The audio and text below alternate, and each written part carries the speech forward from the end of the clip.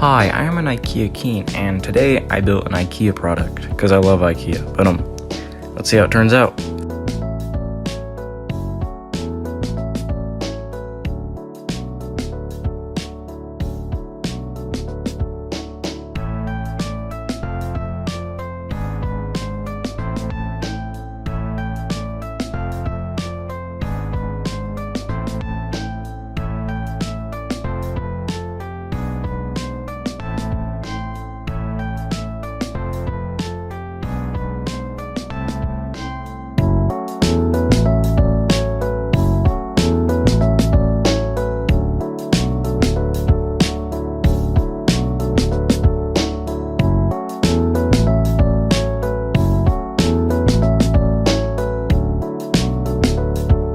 I think it turned out pretty good, so what should I build next from IKEA?